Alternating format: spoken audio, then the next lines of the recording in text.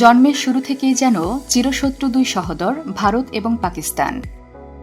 1947 সালে ভাগ হয়ে যাওয়ার পর থেকেই দুই দেশের মধ্যে চলছে প্রতিযোগিতা, গুপ্তচর বৃত্তি, যুদ্ধ এবং বিবাদ। সীমান্ত জুড়ে বিরাজ করে যুদ্ধ পরিবেশ। তবে কোথাও না কোথাও যেন আবার একটা টান অনুভব করে দুই দেশের জনগণ। সীমান্তের ওপরে ছেড়ে আসা জন্মস্থান, আত্মীয়, প্রতিবেশীর দুঃখের গল্প হরহামেশাই শোনা যায় বিভিন্ন মিডিয়াতে। বিশ্বপ্রান্তরের আজকের ভিডিওটিও দুই দেশের এমন একটি সীমান্তের গল্প নিয়ে সাজানো, যেখানে এই দুই চিরশত্রুর মিলন হয় প্রতিদিন।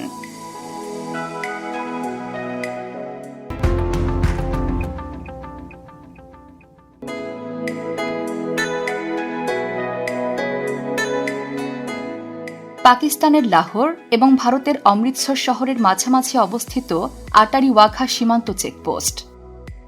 মজার বিষয় হল 29 কিলোমিটার দীর্ঘ এই সীমান্তটি ভারত পাকিস্তানের অন্যান্য সীমান্তগুলোর থেকে পুরোই ভিন্ন। প্রতি সন্ধ্যায় এই সীমান্তে বসে দুই দেশের সম্প্রীতির অনুষ্ঠান বিটিং দ্য রিট্রিট। তবে মজার এই অনুষ্ঠানের গল্প শোনার আগে একটু অতীত ঘুরে আসতে হবে। মাত্র 50 কিলোমিটার দূরত্বে অবস্থিত পাকিস্তানের লাহোর এবং ভারতের অমৃতসর শহর এককালে একক পাঞ্জাব রাজ্যের অংশ ছিল। স্যার সিরিল র্যাডক্লিফের কলমের কালিতে ভারতীয় উপমহাদেশ বিভাজনের ফলে পাঞ্জাব প্রদেশও বিভক্ত হয়ে যায়। আর পাশাপাশি দুই শহর তখন রূপ নেয় দুই দেশে। এই বিভাজনকে শুধু দেশভাগ হিসেবে দেখলে ভুল হবে। র্যাডক্লিফের অজ্ঞতার ফলে ভাগ হয়ে যায় কিছু সমান্তরাল সংস্কৃতির মানুষ, তাদের পরিবার এবং ঐতিহ্যের। এই শাসন এবং বিভাজনের আগ পর্যন্তও কিন্তু পাঞ্জাব ছিল শিখ, হিন্দু ও মুসলিম ঐতিহ্যের সমন্বয়ে গড়ে ওঠা একটি জীবন্ত সাংস্কৃতিক কেন্দ্র। সে সময় এই প্রদেশের মানুষ প্রাথমিকভাবে নিজেদেরকে ধর্মের মাধ্যমে পরিচয় করিয়ে দিত না, বরং সকলের পরিচয় ছিল একটি, আর তা হল তারা পাঞ্জাবি জাতি। পরবর্তীতে যুগ যুগ ধরে একসঙ্গে বসবাস করা এই মানুষেরা নতুন গঠিত দেশ নিয়ে আত্মপক্ষ সমর্থনের চেষ্টায় হিংস্রতা শুরু করে দেয়। হিন্দু ও শিখরা ভারতের পক্ষে, আর মুসলিমরা নবগঠিত পাকিস্তানের পক্ষ নিয়ে এমন এক নিষ্ঠুর রক্তক্ষয়ী গৃহযুদ্ধ বাঁধিয়ে ফেলে, যার কথা কেউ কল্পনাতেও ভাবেনি। দেশভাগের পর আর সব সীমান্তের মতো আটারি ওয়াঘাতেও ছিল উত্তেজনা এবং বিরোধপূর্ণ পরিবেশ।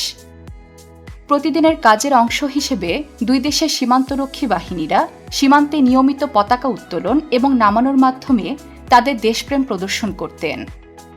কিন্তু 1959 সালে ভারতীয় সেনাবাহিনীর কর্নেল চেতন আনন্দ সিং একটি নতুন ধারণা নিয়ে আসলেন। তিনি ভাবলেন প্রতিদিনের পতাকা নামানোর অনুষ্ঠানকে আরও আকর্ষণীয় ও উত্তেজনাপূর্ণ করা উচিত। আর তারপর থেকেই এই বিরোধপূর্ণ পরিবেশের বদলে সীমান্তটি হয়ে গেল ভারত পাকিস্তান সম্প্রীতির প্রতীক। জন্ম হল বিটিং দ্য রিট্রিট নামক অনুষ্ঠানের।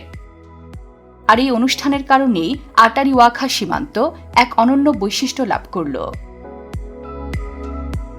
বিটিং দ্য রিট্রিট অনুষ্ঠানটি মূলত একটি যৌথ মহড়া অনুষ্ঠান। সন্ধ্যায় সীমান্তে পতাকা নামানোর রীতির পূর্বে এই মহড়া অনুষ্ঠিত হয়। প্রতিদিনের এই যৌথ মহড়ায় উভয় দেশই তাদের সামরিক ক্ষমতা প্রদর্শন করে।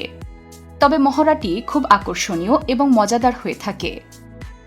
উচ্ছ্বাসপূর্ণ এই অনুষ্ঠানের একদম শুরুতে ভারতের দিকে বাজানো হয় দেশাত্মবোধক গান, আর গান শেষে পাকিস্তানের দিক থেকে শোনা যায় কোরআন তেলাওয়াত এবং তাকবীর। এরপর ভারতীয় চেকপোস্টে শুরু হয় সাধারণ জনগণের পতাকা হাতে দৌড়ঝাঁপ, মাইকে বলিউড মিউজিকের সাথে আনন্দময় নাচ, জনতার উল্লাসধ্বনি এবং করতালি। এ সময় সীমান্তের ভারতীয় দিকটিকে মনে হয় খোলা আকাশের নিচে একটি মুক্ত নাইট ক্লাব। অনুষ্ঠান যতই আগায় ততই ভারতীয় এবং পাকিস্তানিদের স্বতন্ত্র বৈশিষ্ট্যগুলো স্পষ্ট হয়ে আসে। কারণ ভারতীয়দের উল্লাস বেশি রঙিন হওয়ার কারণে যেন একটু বেশিই নজরে আসে। অপরদিকে পাকিস্তানিরাও যে আনন্দ উৎসবে পিছিয়ে তা নয়। ভারতীয় সাধারণ জনতার উল্লাস থামলে পাকিস্তানি চেকপোস্টে শুরু হয় পাকিস্তানি ঐতিহ্যবাহী লোকনৃত্য, পাঞ্জাবি নৃত্য, ঢোলক বাজানোর মতো কর্মকাণ্ড। এর সাথে দর্শনার্থীদের উৎসাহ তো রয়েছেই।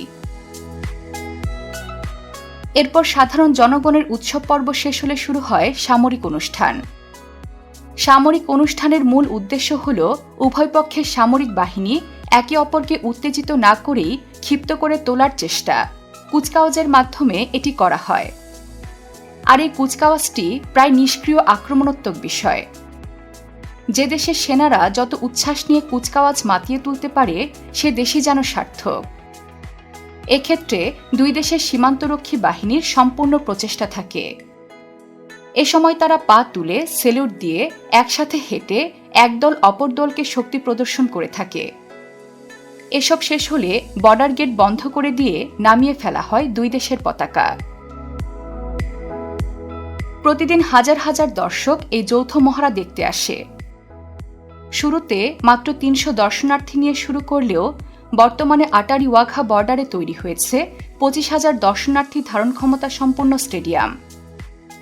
এসব দর্শনার্থীদের মধ্যে অন্যান্য দেশের পর্যটকেরাও অংশগ্রহণ করেন। এই যৌথ মহড়া ছাড়াও আরও বিভিন্ন কারণে আটারি ওয়াঘা সীমান্ত হয়ে উঠেছে আনন্দমূলক প্রতিযোগিতার স্থান। ২০২২ সালে ভারতের মনে হল আটারি ওয়াঘা সীমান্তে পাকিস্তানের পতাকার কাছে তাদের পতাকার মাপ একটু ছোট মনে হচ্ছে। আর তাই তারা সীমান্তে ৪১৮ ফুট উচ্চতার একটি পতাকা স্থাপনের সিদ্ধান্ত নিয়েছিল। এর আগে ২০১৭ সালে ৩,৫০,০০,০০০ অর্থ ব্যয় করে একটি পতাকা স্থাপন করেছিল ভারত। এরই টিট ফর ট্যাট পদক্ষেপ হিসেবে পাকিস্তান ওয়াঘা চেকপোস্ট সংলগ্ন এলাকায় ৪০০ ফুট পতাকা উত্তোলন করেছিল। আর এ দেখে ভারত আরও ১৮ ফুট লম্বা একটি পতাকা উত্তোলন করে। এছাড়াও এই সীমান্ত বিচ্ছিন্ন হয়ে যাওয়া আত্মীয়দের মিলিয়ে দিতেও ভূমিকা রেখে আসছে। ১৯৪৭ সালে দেশভাগে বাবা মার সাথে বিচ্ছিন্ন হয়ে যান অমরজিৎ সিং। তিনি থেকে যান ভারতে, আর তার বাবা মা এবং ছোট বোন চলে যান পাকিস্তানে। সেখানে গিয়ে তার বাবা মা ইসলাম ধর্ম গ্রহণ করেন। এরপর দীর্ঘ ৭৫ বছর পর আটারি ওয়াঘা সীমান্তের মাধ্যমে অমরজিৎ সিং এবং তার বোন কুলসুম বেগম দেখা করেন। আত্মীয় ছাড়াও প্রেমিক প্রেমিকাদেরও মিলিয়ে দিচ্ছে আটারি ওয়াঘা সীমান্ত। প্রেমের টানে ২০২৩ সালে পাকিস্তানের জাভরিয়া খানম চলে আসেন ভারতের কলকাতার বাসিন্দা সমীর খানের কাছে। জাভরিয়া কয়েকবার ভারতীয় ভিসার আবেদন করলে তার ভিসা বাতিল হয়ে যায়। পরবর্তীতে তিনি আটারি ওয়াঘা সীমান্তে গেলে সেখানে ৪৫ দিনের ভিসা মঞ্জুর হয়। আর তারপরেই দেখা করার সুযোগ হয় জাভরিয়া এবং সমীরের। এভাবেই ভারত পাকিস্তান এই সীমান্তটি দিনকে দিন হয়ে উঠছে আরও অনন্য।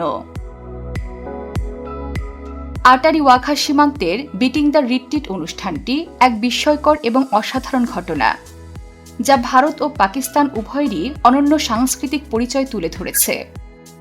তেমনি এই সীমান্তে ঘটে যাওয়া প্রতিটি ঘটনারই চিরশত্রু বনে যাওয়া ভারত পাকিস্তানের গভীরে সেই লুকানো টানেরও বহিঃপ্রকাশ ঘটাচ্ছে। আটারি ওয়াঘা সীমান্ত যেমন দুই দেশকে একই সুতোয় গেঁথেছে, তেমনি পৃথিবীর সকল দেশের সীমান্তে যেন শান্তি সম্প্রীতিমূলক পরিস্থিতি বজায় থাকে, এমনটাই কামনা শান্তিপ্রিয় বিশ্ববাসীর। বিশ্বের নানা প্রান্তে ছড়িয়ে থাকা এমন জানা অজানা তথ্য জানতে সাবস্ক্রাইব করুন বিশ্বপ্রান্তরে।